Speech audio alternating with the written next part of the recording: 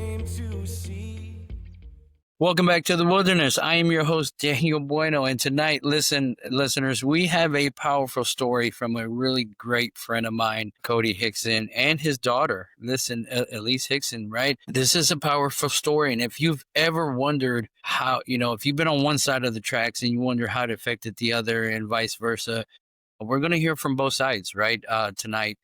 And I just, listeners, just buckle up, and stay seated, get your popcorn and your drink ready, because I just got a feeling this is going to be all God right here. So Cody and Elise, how are y'all tonight? I'm good. How are you?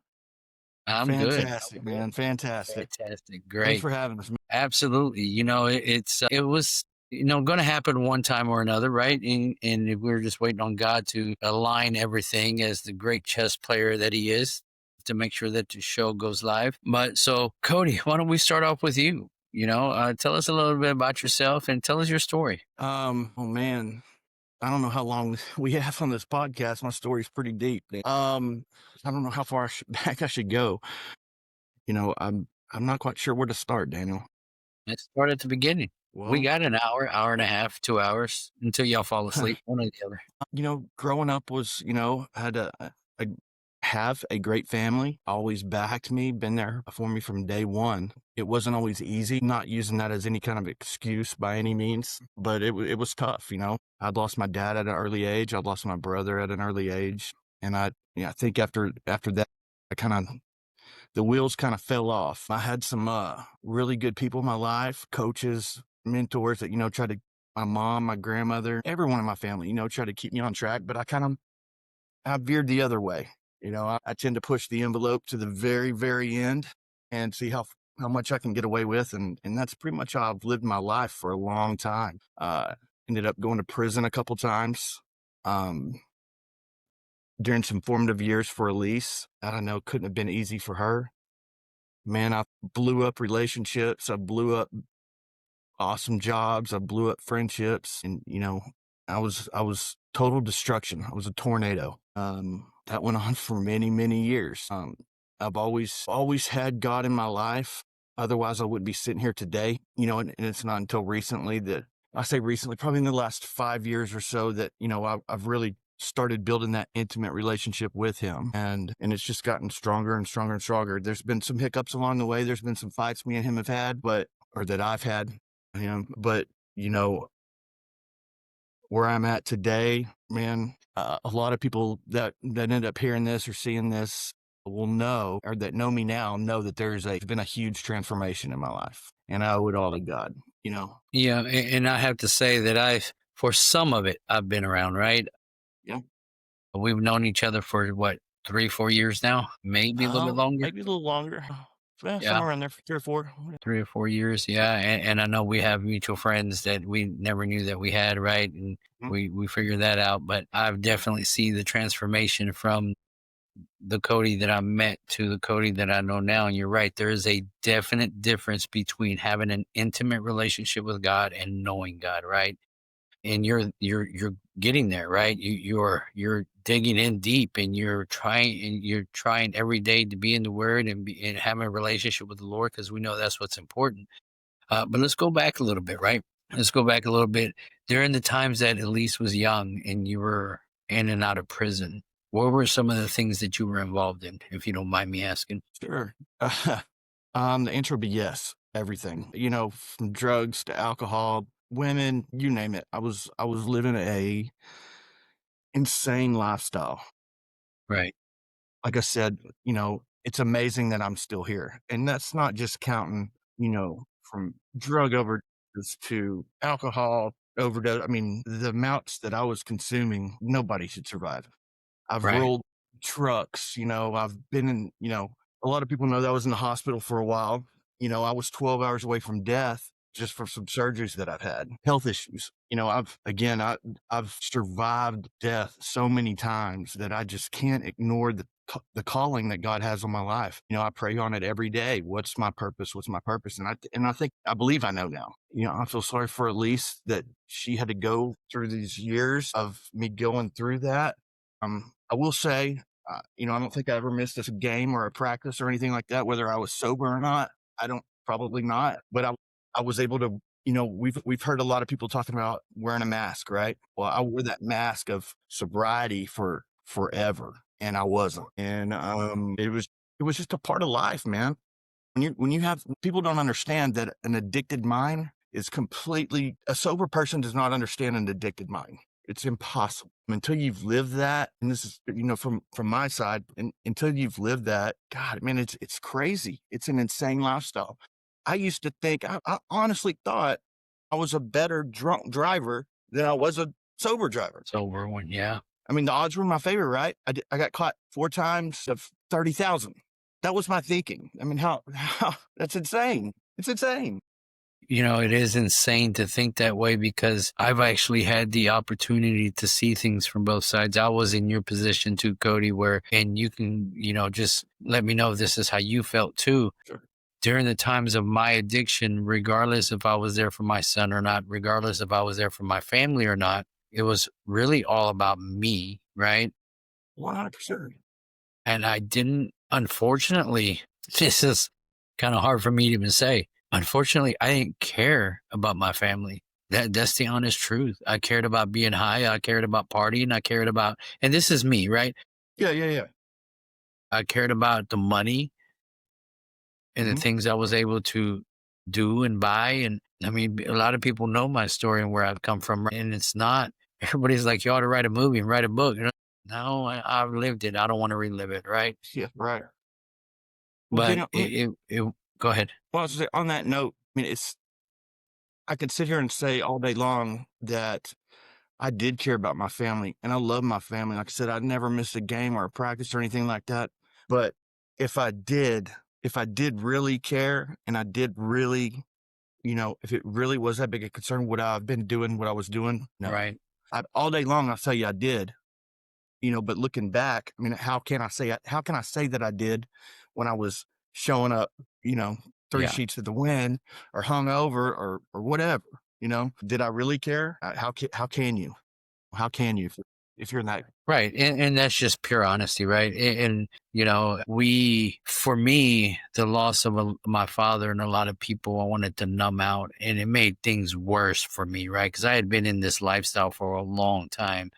But when I lost my father and I started losing a lot of people to drugs and alcohol and money and just being shot or whatever, I didn't want to feel it, right? Yeah. It got to the point where I wanted to I felt I was protecting my family, and by not being around, right? Because I felt like I was next. And to keep from that being a fear or me being afraid constantly, I was, on drugs and alcohol and partying and just doing all kinds of stuff that I shouldn't have been doing, so I definitely see it from your side, Well, right? I've lived through. it numbs the pain, man. It numbs the Yes, pain. it does. I think the first time I smoked weed was 5th grade, man. I was getting hammered drunk by 8th grade. And so it went, and it wasn't that I was out. I wanted to be the fun guy and the party guy. And I thought I was for a long time until I found out I was a real a-hole for Right. many of those years, it turns you into a different person. But for me, that was just it was a way of life. It was a way of not to think about things. And it wasn't that a lot of that I was doing by myself. I was going down to the lake by myself, Lake Ray Hubbard, wherever, or driving around. A lot of that was by myself because I didn't want people to know what all I was doing. I didn't But the have funny that. thing is they knew. I just and look, I had some people in my life, man. I've had some really good people, some good coaches. There was a couple people after my dad that I really looked up to, but it's not having your dad around, not having somebody that can whip your butt when you're acting up. Not that my mom didn't. She did a fantastic job at that. But, I think, for you guys that are out there, man, there's got to be a father figure in the house. There has to be a head of the house. And I think that, again, not using anything as an excuse, I wouldn't be where I'm at today. But I think that's key these days, is having a male, a father in the house that can, guide you. I mean, I would say Tool Time or these TV shows back in the late 80s and 90s that's how I learned how to be a guy. You know what I mean? Like, I don't know. And unfortunately, even though Tool Time and the Cosby Show and all that were good shows, right? Right. Definitely showed us a way of a worldly father, not a godly father, right? Or man of the house, right? So when was your, I'm going to call it your aha moment. What was the moment that changed everything? Because you're living three sheets to the wind, right? You're going 100 miles an hour. You're going from 0 to 100, just living life the best that you know how, right? Because honestly, we're trying to numb the pain and we become idols to ourselves because we don't allow God to heal us. We figure out that the drugs and alcohol heal us, right? What was Yeah. your aha moment? Man, there's been a couple. And I mean, and I say that because you would think that the first time I went to prison, the first time, and I'm away for 3 years, however long it was, you would think that would do it. Now, during that time, I did pray, God would take the taste out of my mouth from alcohol. And when I got out, I mean, really, it was gone. Like to this day, yeah, I'll have maybe a couple beers every now and then, but I can't tell you that it's just not my thing. I don't like it. It doesn't taste as well. You know what I mean? It's just not my thing anymore. And I thank God for that every day because, man, those big bottles of vodka, I was putting down every day and a half on top of 30 hydrocodones every day for 10 years. And so you, I, when I got out and at that time, I started getting involved with Encounter Church and things started going good. And then I took a detour and I got into some things that I shouldn't have been. That's on me. I own that. It ruined a relationship. I've ruined a Before we lot of go, relationships, Daniel, so we're because in of a my, counter. huh? You're from Elise. Elise, how What are you? would you like to hear from me? You're gonna have to pull it out of her, I'm man. sorry. No, no, listen, I know this is hard. We talked earlier, this is hard, right? But people need to hear your side. You're the family member that had a father that was going through this. What was it that you were going through? What did you feel? Well, at least the first go around, I was young. I was in 4th grade when he went to prison. Oh man, now I'm sorry 3 times. The first time was safe. It was a safe pee. It was a rehab thing. I forgot about that. That's my bad. 3 times, got 3 times. But yeah, I was in 4th grade, so I was young, and my mom did a good job at shielding me from the reasoning as to why he was away. And like he had said, he was coming to my games and he would come to my practices. And like I was still going over to his place every other weekend. Like we were definitely super close. And so I didn't understand really like why all of a sudden that wasn't happening anymore. And why all of a sudden, like, my mom was so mad at him for the longest. Like, they got along when they needed to. They talked at my games, my practices when he would pick me up. Like, I just never saw them fight really until he got locked away. So not only was I just like kind of confused because again, my mom was just like protecting me from the truth, but I was also like dealing with like all of a sudden, like my mom is so mad at him, and in order for at least the first time, in order for me to talk to him, it had to be set up on my phone, and my mom didn't want that. Again, she was protecting me because I'm in 4th grade. I shouldn't be like, this is a collect call from, like, she didn't want that for me, and now I understand kind of. But back then, like, there was just so much that I was just like, this is not fair. Like, I feel like I'm being left in the dark as I should have been, but in the moment, like, I'm just mad. I'm sad. I remember we had like a 4th grade talent show and I sang Let It Go with my friends, and like mom was there and my Mimi was there and even my mamaw came, and I just remember being sad, like, well, why is dad not here? Sorry, I don't want to I don't talk about these things, so like sorry if I tear up, but yeah, I just think I was more just confused. I didn't understand. So that lasted for a few years. Like, I didn't understand like the depths of it. Like, I wouldn't have even called him like an addict back then just because I really didn't know. He just said like a while ago, like whether he was showing up sober or drunk, who knows. But like, I think as a kid, I couldn't tell whether he was sober or drunk. Like, maybe we're just that good at it. I don't know. But he was just my dad. Like, that's just all I saw him as was like my dad, you know? So that one was confusing for me. And then he had talked about how he got out and he got super like in with Encounter, and I would go with him. Like I was going to Encounter with him on the weekends sometimes, and he was in this relationship at the time, and I would go and visit with all of them all the time. Like here's the thing. Every time he got out, not one time was I like, "Oh, I'm mad at him though." Like I don't want to talk to him or I don't want to see him. Like I was always so like, "You're my dad." Like I can't wait. I can't wait to like get back to how things used to be. And some people like didn't understand that.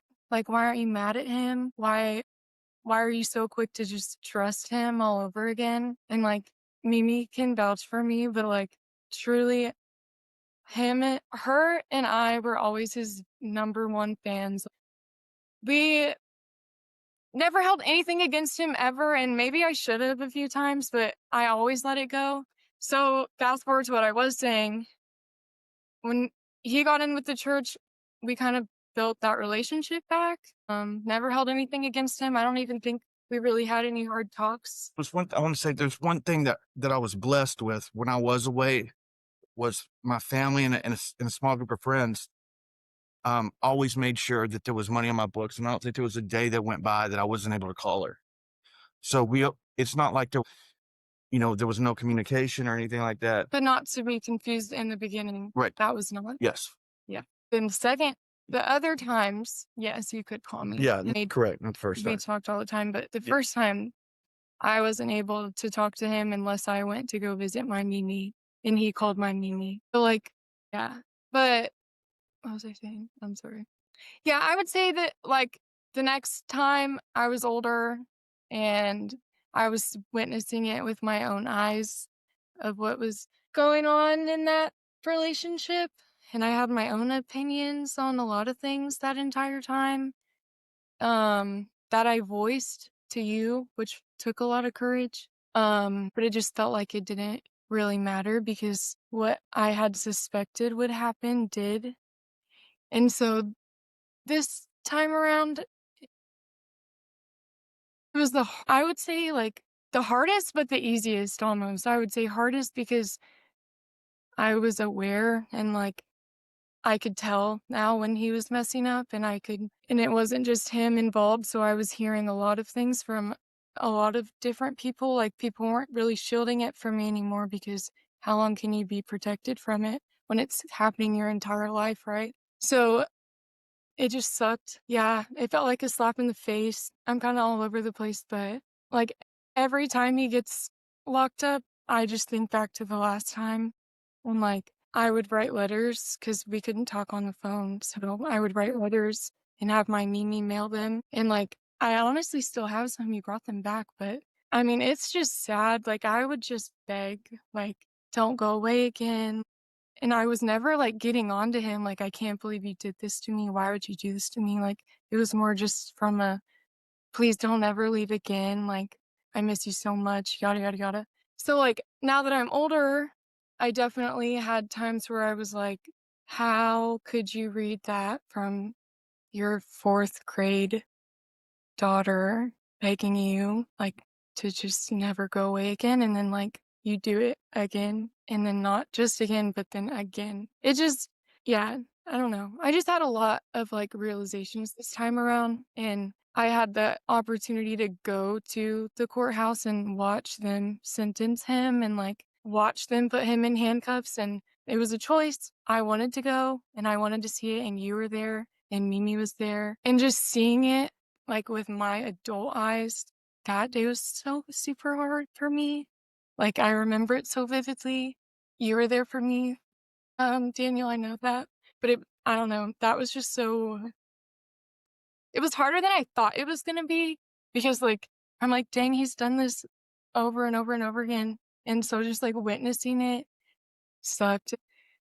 I don't know, just, like, turn around, put your hands behind your back, like, just all of that was it sucked. Yeah, I don't Well, I know. know, I don't know. I know I've lived that life of being constantly locked up and taken away, and I know that feeling. And to be really honest with you, it was hard for me that day because here is a friend who I call a brother, right? and I'm sitting there watching you and your Mimi and going through what y'all are going through, and I get to, and for the first time, I feel what it's like to see someone you call family being taken away. It made me think of my family, right? It's like all those times that I get taken away, I ain't even really thinking about it. I'm just thinking about what I'm going to do when I get there and this and that. But in the reality, I wasn't ever thinking about my mom watching me be put in handcuffs and taken away, or my family or my son, right? So in this lifetime, I have gotten to feel what it's like on both sides, right? And it sucks, right?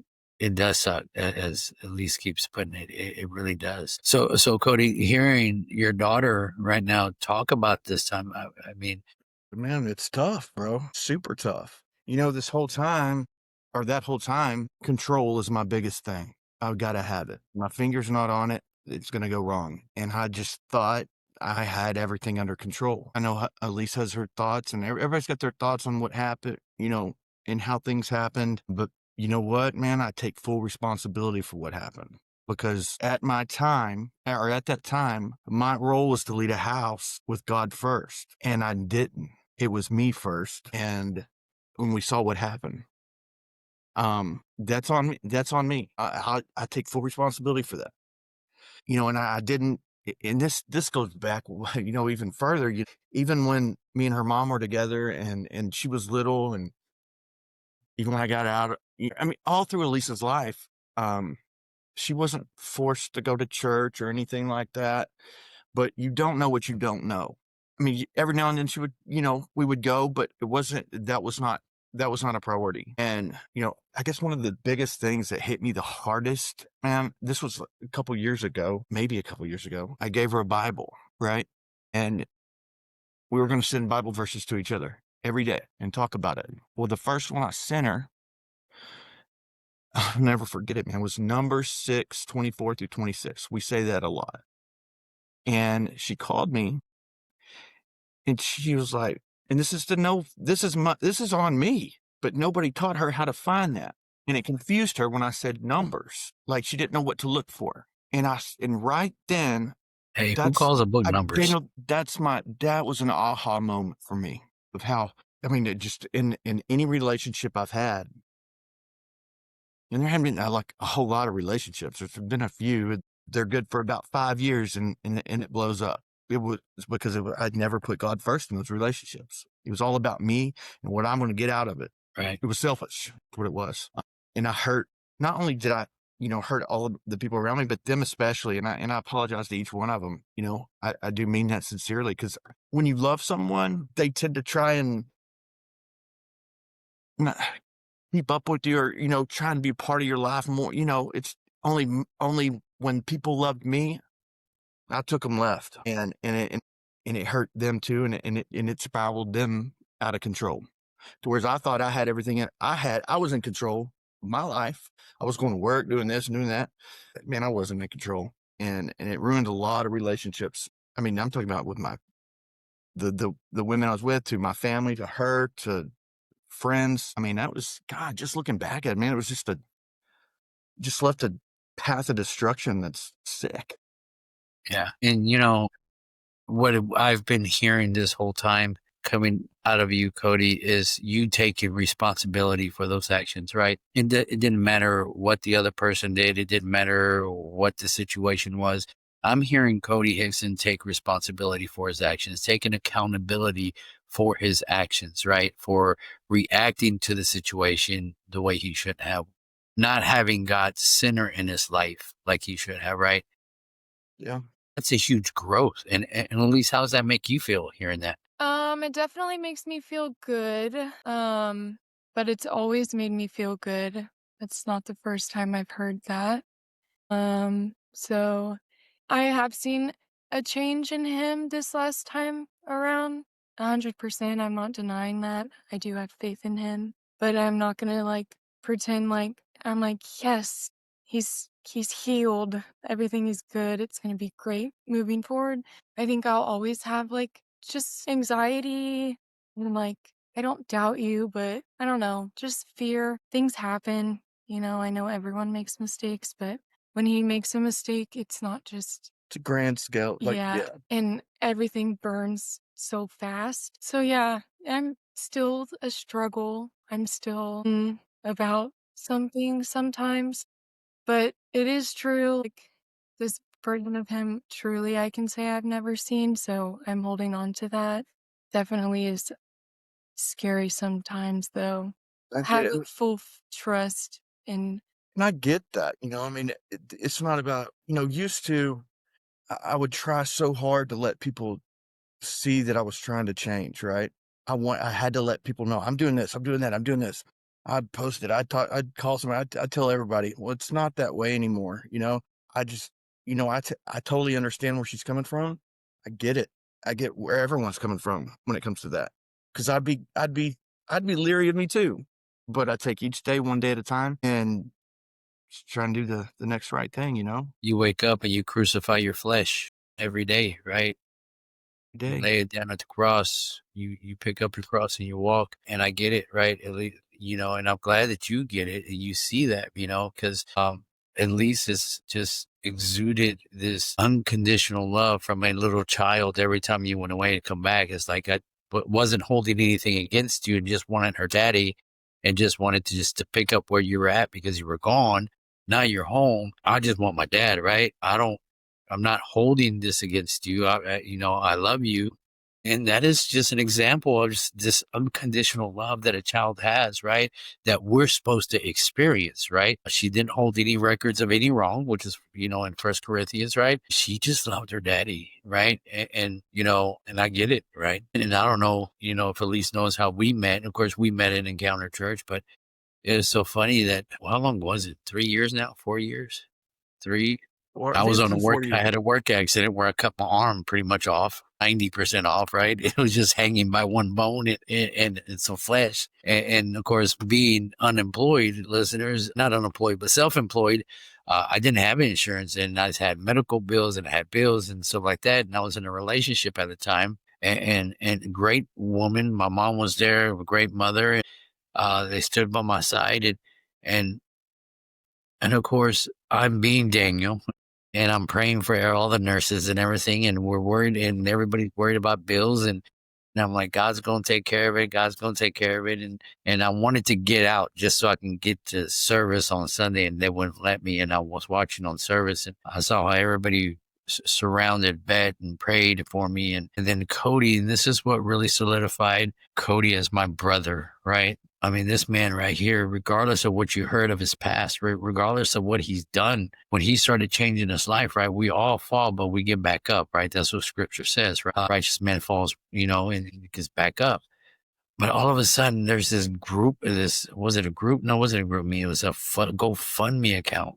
Cody just led the march to fund my medical and my rehabilitation and bills being paid. I mean, he single-handedly helped fund my recovery, right?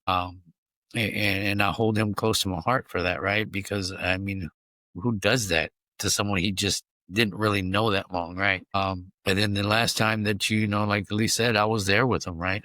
When they took you away and it was hard. But Cody reached out to me and said, be there for my daughter. And I said, absolutely. And I think Elise can attest that I was there for her. I had texted her, make sure she was 100%. okay. And if she needed anything, of course she didn't. She was grown and she had, she did her own thing, and which was good. As long as I heard, I'm good. That's what I needed to hear. Right. And we kept in touch while you were locked up, right? I Emailed you know. back and Yeah. forth. She told me.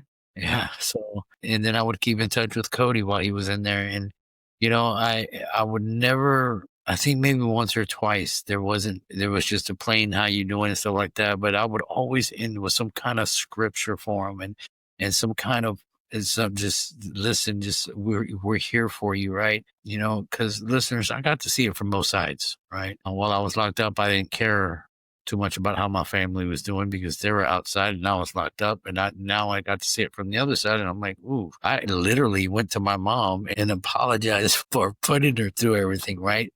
So since the last time you have been out, what's that journey been like? Because I've seen a tremendous growth, right? So what's that journey been like? Man, God has shown up and shown out in my life as and I'm talking big in the last 7 months. I've been out over a year now this last time, but the last 7 months have just been I'm the guy. Okay, and those that know me, I'm hard headed, man. I'm a see it, touch it, feel it kind of guy. And when the times that I felt prior to 7 months ago, I felt God speak to me 3 times. And those 3 times were big ordeals to me. It's unmistakable. I've shared it in Encounter. I just knew it was God talking to me, God showing me something, right? So I'm just that kind of person, though. It takes something big to get my attention, no matter what it is. And the last 7 months, man, I've just been overwhelming, to say the least. Before that, and this is really bad to say, but it's true. I never once would be the guy that would pray over a meal. I never prayed for my wife. I never prayed for the women in the relationships I had. I never prayed over my family. I never put my hands on my daughter and prayed over her. I never did that. And I don't know if it was, crying. I'm a baller, man. When I start getting into this, I'm like a Pastor Benyon. I will bawl at the drop of a hat. But I don't know if I just saw it as a sign of weakness, because I never had that. I never had anybody teach me how to do that. Right. It just felt like weakness to me and it's crazy. I get it. But, these days, totally different. It's, God has shown me some things in the last 7 months that I can't explain. We've had a conversation about it. We don't need to go all into it because it's not for everybody. Right. It's not, but, I feel that I've gotten my purpose, and my direction is more clear on who I need to be, who I need to reach, and who I can reach. A lot of people aren't going to be reached from the pulpit. It's just that, they need to hear somebody that's been in the trenches, and God knows I've been there, and things are a lot more clear to me. If you don't, if you ride with me, you better expect to listen to worship music and listen to it loud. That's just what it is these days. I don't, I'll pray over anybody, and I'm not the best prayer, but it's not me. It's not my words. And I understand, every day I wake up and I pray to God. I say, let me touch somebody's life today. Give me the wisdom and give me the words. Right. And every day it happens. And it's the last 7 months, especially, have just been, wow. Elise, how's your walk, man? I definitely believe in God and I have faith, and like I've gone to church with my dad. My parents, they go to different ones, so I'm kind of like all over the place with it. I'm not as consistent as I should be, probably. Or I know. I will say this, where that fell on me, um, there's definitely been improvement in that area. She's with a guy, she's engaged.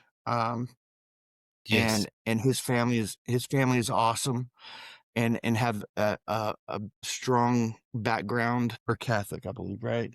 But God is center in their life as well. So both of them are getting it from both sides of the family on how important the God first in their life. So And Just true. when you got locked up this last time, like I said, he was super involved with Encounter. And like was upset with myself because I had said I'm gonna go every Sunday, like, because that's where he would have been. I thought it would make me feel like not as far. And I went like 3 weekends in a row. I didn't know there was a family there, I don't remember their names, but he would let me sit next to them sometimes. They have all the kids. But I found that in I left more sad, and like it just made me feel the opposite than what I thought it would. I just Right. felt like I missed him more inside of those walls, and I almost just felt like I didn't really belong there because I didn't know anyone, but everyone knows me, right? Like everyone knows what happened to me. Everyone knows my dad, so I don't know. Maybe that was just like my own insecurities, but it almost felt embarrassing. And then on top of that, it just made me miss them so much. So I did, but like I've always known it is important. Sometimes it was just hard. Right. That's And of for course, agree. And of course, Uncle Daniel likes to be in the front, right? Jumping around with his hands up and everything. And Elise didn't want to go up there, right? But I wasn't going to force her. I was just happy that she's there. But now that you're saying why you stopped going, I definitely understand, right? I definitely understand going to a place where you and your dad would go and he's not there, you're there, you miss him. And so it's understandable, right? One thing I will tell you is don't beat yourself up, right? Just because you're not where you think you should be in your journey with God, don't beat yourself up. Don't let it become a legalistic mindset that because you haven't gone or you didn't go or you're not doing this, right, that you beat yourself up to the point where you just stop, right? Come to a point where you just start. Just pick up your Bible and just read a verse, read 2 verses. Call your dad and talk to him about God or whatever. Right? And we Start do that in somewhere. I think that's in our relationship now. Again, I would never talk to her about God, but now that's just about every time we talk, there's something about, what God's doing, and she even, I think there was a friend somewhere in her complex that, had a life-changing event, which we had a long talk about that. So, I mean, I think she's surrounding herself with the right people. Obviously, I can't, she's not that fourth grader anymore to where I could say, get your purse and get in a truck. But I know she's got a hunger there. My prayer for her, I've told her this, is I pray that she gets that intimate relationship with Jesus Christ, like I feel I have. And that's very, very important to me. I know it's very important. Obviously it's very important to me, but it's just, it's once you get that and you have this encounter, this experience, it's just being hugged by the Holy Spirit. It's just, something, man, you can't put words to. You can't. And Elise, have you had any experiences like that since Dad's been home? Yeah, something that you've seen God working in. Honestly, like with him or like just in my own Just life? period. Just period. For sure. Yeah, this last time, like around, which wasn't that long ago when you've been out for a little over years. I was like, I don't want to like super duper get into it, but and everyone goes through things, but I was just at a really like bad spot to be in. When you were in Rockwell, like before you got transferred to like a Yeah. bigger, like more permanent prison, I would go up there and see him. I think I only did it twice, but I was like, I'm just gonna open up. Like, I'm just gonna tell him like what is going on because I'm not gonna see him for like, I didn't know at the time. So I'm like, Days of my life. I'm just gonna, like, he deserves to hear it, honestly. And I told him, not, I don't want to sound rude, but I almost wanted to open up just because I wanted him to know what it felt like. I always ran to my mom or like my Mimi. They know my problems. They knew all the details. I never ever put that on him ever, really. I don't know exactly why, but I just never did. So when I went in there that day and we're separated by a glass wall and we're holding phones, I thought to myself, I want him to listen to this as a dad and no, he can't do anything. Like, you can't leave. Like, what can you do about it? Like, I'm on the outside. Terrible things are happening and you can't do anything. So yeah, it was hard for him. I hardly have I really ever seen him cry. It makes me cry.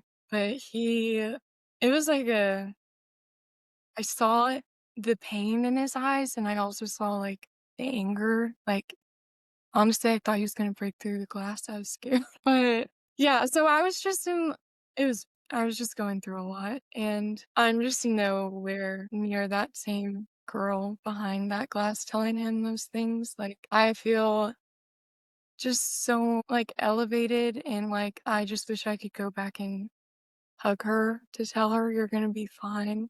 And that has to be God, right? Like, Absolutely. oh, so much has changed so fast and like she's almost unrecognizable to me. Like, so I still think about it to this day often. Yeah, I'm just not there in that position anymore, and I'm just grateful. So I think your question was, have I had that moment? Just the realization I have come pretty far, and I'm just being proud of myself.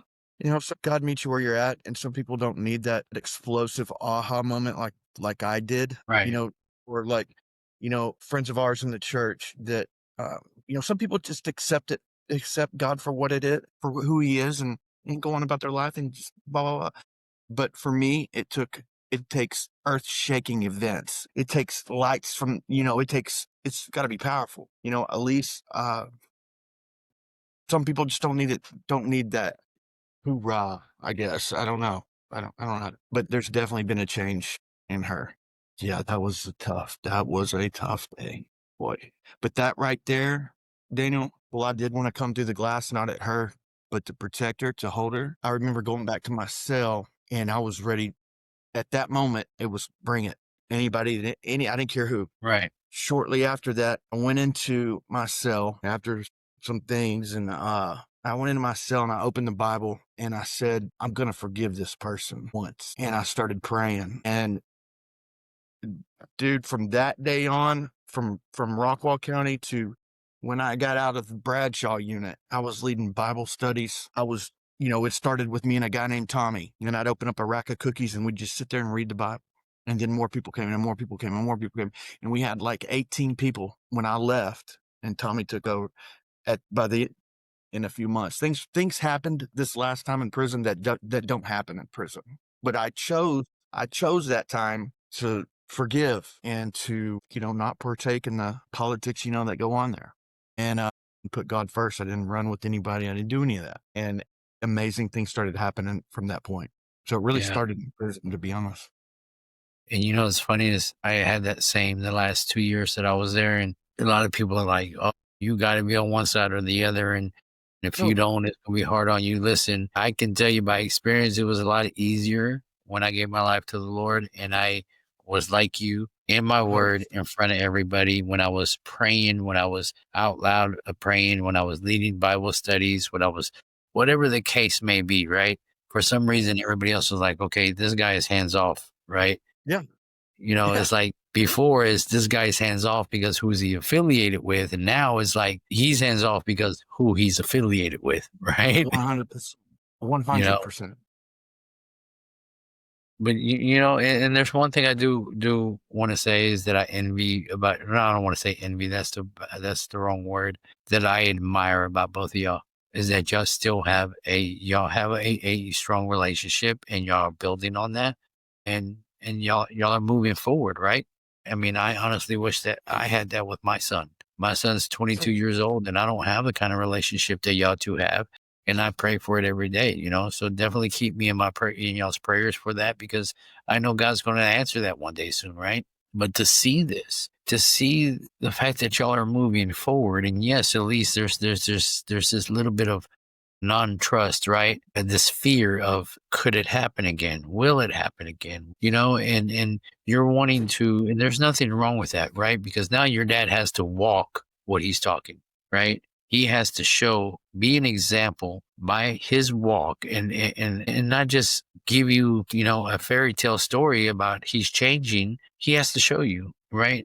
And he has to show the rest of the world. And when I say the rest of the world, the family, right? And I know that it's hard, but I know it's possible. I sit here, man, that every single one of my relationships have been redeemed by the Lord, and my 22-year-old son to an extent, right? It's not as close as y'all, but it's still been redeemed. So I know it's possible. It's very possible. We put them in some tough spots, Daniel, We I have. certainly wouldn't fault, Elise for those feelings, not one bit. I mean, we kind of we deserve what we get, from what we've put them through. So yeah. Right. And just watching Elise right now, I can see the tears you're holding back, and I want to cry because I feel like I'm the one that put you through it, right? Because I know I've put my son through it, and I think this is how he feels, except he hasn't expressed it to me yet, right?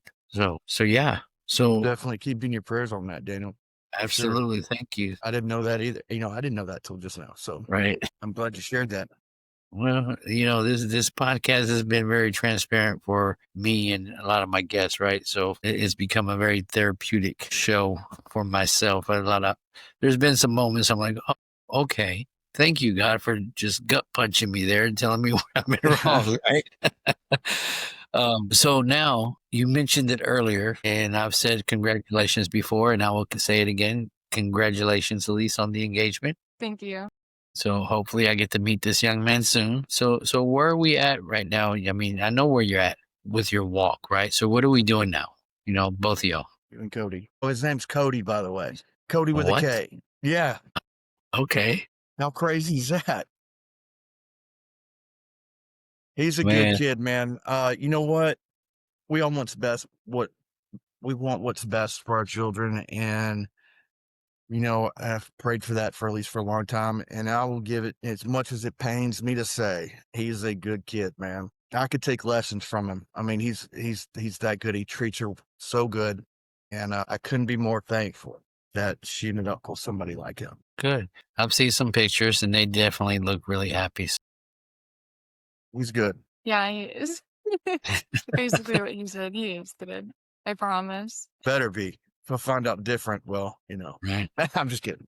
Oh my goodness. I'm kidding. That's He's not who we are anymore, Cody, right? Because I wanted to say Yeah. that too. You know, I'm very protective of my I said it adopted for both. niece. No. I'm very No, protective he's of good. Elise, right? I call her my adopted niece, right? Yeah. But absolutely. Listen, this has been an incredible hour, right? The transparency from both of y'all was more than I expected, right? Me too. At least you're a very strong young woman, right? And you exude the love of Christ in so many ways, from unconditional love for your father, forgiveness, right? So don't ever let anybody dim that light, right? Because you may not know what your kingdom assignment is yet, but it's coming. It's coming, Yeah. right? And maybe it's to be an advocate or a voice for families or children who are going through the things that you went through. I don't know, but that was just something Yeah, that man. I just mean, dropped on my heart. hey, and I'm, you know, we're all partial to our children, but you know, this girl here has got the biggest heart of anybody I've ever seen. And I mean, there isn't a person, a pet, whatever that she will not give her all to help. You know, I mean, she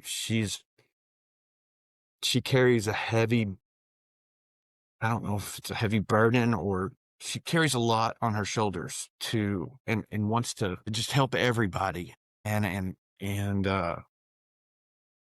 she'll get it. She'll find it. He's lucky I'm that way. I am. I'm very blessed.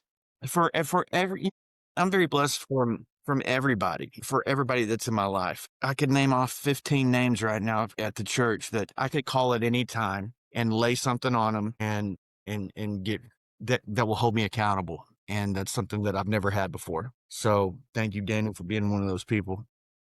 Absolutely. Thank you for being there for me when I needed it, right? You bet, brother. You bet. So, listeners, for those that are listening now and those that are going to listen later, you know, I just want to say, if you're in the position that me and Cody were in, we need to stop and think about what we're doing to our children, how we're hurting them, right? You know, because a lot of the times during those years, we weren't thinking about it. We weren't. And we hurt and scarred our children, you know, deeply. You know, for those that are in Elise's position, right? That have a parent that was like us. I mean, I just want you to just let the words that she spoke on this podcast tonight on the show echo in your ears, because she has shown, and even to this day, an amazing amount of unconditional love and forgiveness and mercy for her father, right?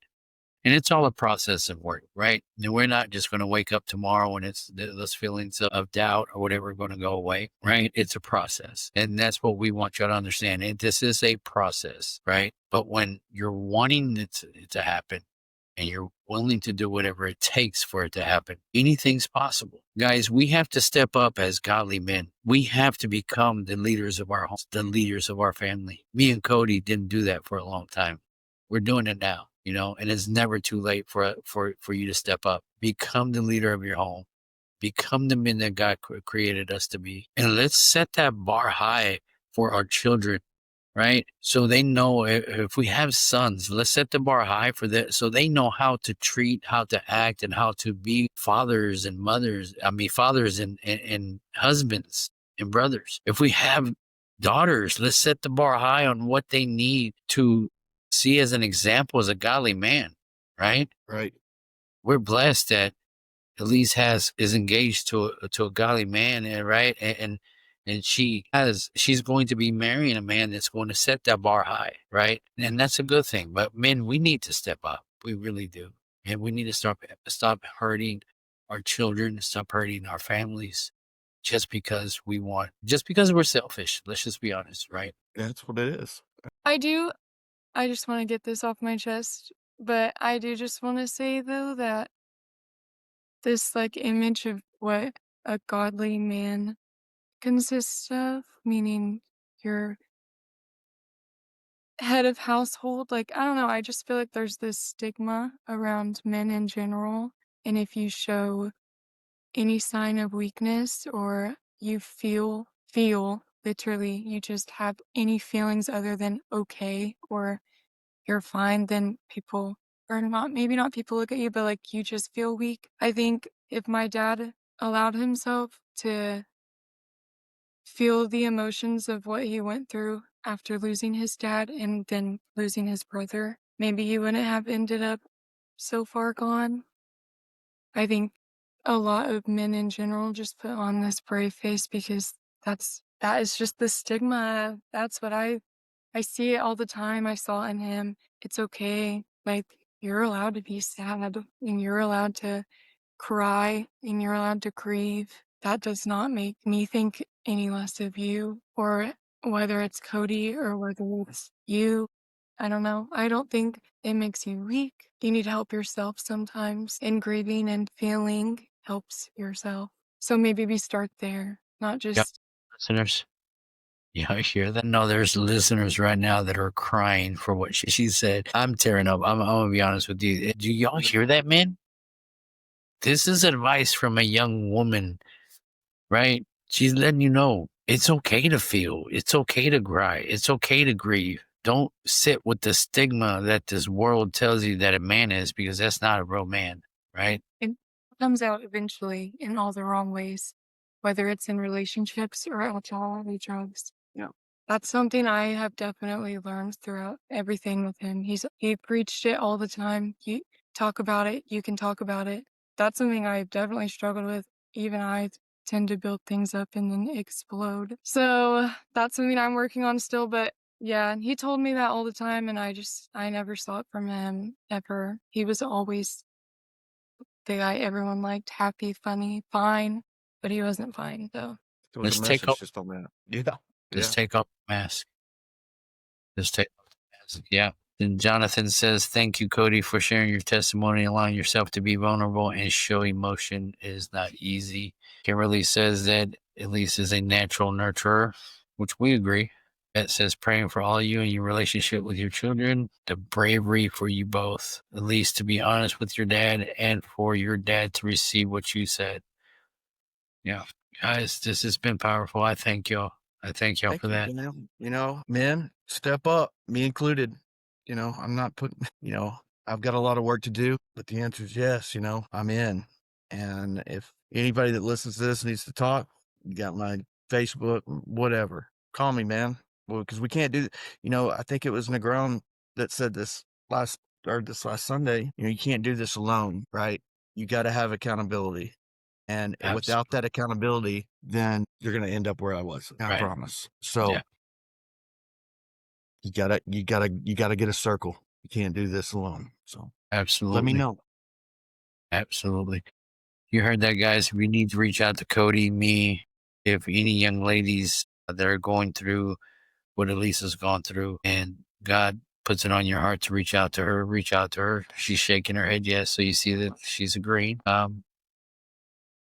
And I'm speechless at this point, which is kind of hard for me being the host, right? But I mean, it was draining. This was an emotionally draining hour. but I Goodness really gracious. think y'all needed this. I really think y'all needed this. I needed it just as much as y'all did. I promise you that. I got some things out of this, and I definitely felt some weight lift off, right? So everybody, this Friday, we will not have a show. I am actually heading out of town tomorrow afternoon, and I won't be back till Saturday. So we're going to take a break until next Monday, right? Next Monday, we'll have a guest on the show, and I'll announce it later on in the week. Also, November 22nd, I need y'all to put that on your calendars. Stand for Christ and From the Streets to the Streets are going to be doing an outreach in Quinlan. It's probably going to be either Easy Living or Rolling Oaks. I haven't been told yet. It's one of those, more likely Rolling Oaks. But we're going to do an outreach for Thanksgiving for them.